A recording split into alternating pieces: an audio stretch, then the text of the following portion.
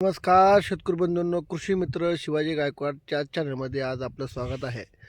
मी एक 5-6 दिवसापूर्वी करडई पिकाबद्दल एक मोठा व्हिडिओ घेऊन आलेलो होतो. बऱ्याच शेतकऱ्यांच्या मला कमेंट आले की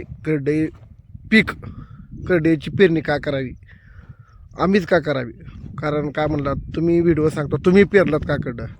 बघा तुम्हाला सांगतो, ही माझी शेती आहे आणि मी माझ्या शेतामध्ये जवळपास 8 एकर करडई पेरलेलं आहे. तुम्हाला खोटं वाटत असेल तो हे बघा करडं. आता करडं मी एकाच नमुन्याचं पेरलेलं नाही, 2-3 नमुन्याचं करडं पेरलेलं आहे. करडे पीबीएन म्हणजे आपली भीमा एक व्हरायटी पेरलेली आहे आणि फुले करडई आणि आणखीन एक पाण्याची करडई आहे. जवळपास मी 3 नमुन्याचं करडई पेरलेलं आहे. बघा तुम्ही पाहू शकता. कसं आहे, मी स्वतः शेतकऱ्यांना माहिती देतो की तुम्ही करडई पेरा. करडई पेरल्यानंतर शेतकऱ्यांना खूप फायदा होतो. उत्पादन कमी निघेल, काय अडचण नाही, पण करडई हे पीक नामशेष होत चाललेलं आहे. जवळपास पूर्ण महाराष्ट्रामध्ये करडईची पेरणी फक्त 1-2% आहे. त्यामुळे शेतकऱ्यांनी करडई पेरणं गरजेचं आहे. असा मी एक मोठा व्हिडिओ केलेला होता. त्या व्हिडिओमध्ये तुम्हाला सर्व माहिती दिलेली आहे. लागवडपासून काढणीपर्यंत टोटल मी माहिती दिलेली आहे. त्यामुळे मी परत त्याच्याबद्दल माहिती नाही सांगणार. पण जे शेतकऱ्यांनी मला कमेंट केलं होतं की तुम्ही करडई केलात का, तुम्ही इतरांना सांगता आपण काय केलात का, तेव्हा बघा करडई जवळपास मी 11 नोव्हेंबरला करडई पेरलेली आहे. बघा तुम्ही पाहू शकता.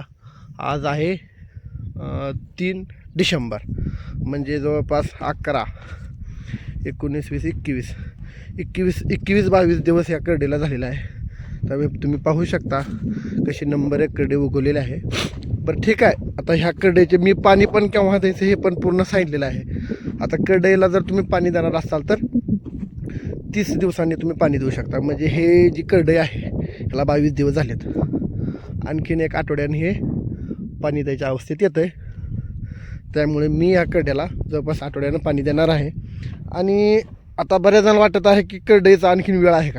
ठीक आहे, आणखीन तुम्ही करडई पेरू शकता. जर तुमचं रान रिकामं असेल, शेतामध्ये तुम्ही काही केलं नसेल, आणखीन 1 एकर 2 एकर असेल किंवा काय रान कमी जास्त असेल, काय अडचण नाही, तुम्ही करडई पेरू शकता. आणखीन तुम्ही 15 तारखेपर्यंत तुम्ही करडई पेरलं तरी अडचण नाही. कारण थंडी आणखीन आहे, थंडी काय कमी झालेली नाही. कारण हे रब्बी हंगामातील पीक आहे. 15 डिसेंबरपर्यंत तुम्ही पेरणी देऊ शकता. त्यामुळे तुम्ही 15 डिसेंबरपर्यंत पेरून घ्या. इतर जर व्हरायटी जर तुम्हाला माहिती हवी असेल तर 1-2 दिवसामध्ये मी एक व्हरायटीबद्दल एक मोठा व्हिडिओ देणार आहे. त्यामध्ये तुम्हाला सांगणार आहे टोटल कसं आहे. फक्त व्हरायटीचं नाव सांगून उपयोग नाही. त्यामध्ये तुम्हाला काट्याची व्हरायटी, बिनकाट्याची व्हरायटी, कमी पाण्याची व्हरायटी, जास्त पाण्याची व्हरायटी, ओलिताखालील व्हरायटी, अशा भरपूर व्हरायटी आहेत. संकरित व्हरायटी, यामध्ये भरपूर अशा व्हरायटी आहेत. त्याबद्दल तुम्हाला पूर्णपणे अशी माहिती सांगून एक व्हिडिओ पूर्णपणे तुम्हाला देणार आहे. त्यामुळे तुम्ही आपल्या चॅनलला फॉलो करत राहा. इतर असेच भरपूर व्हिडिओ तुम्हाला घेऊन येतो. धन्यवाद.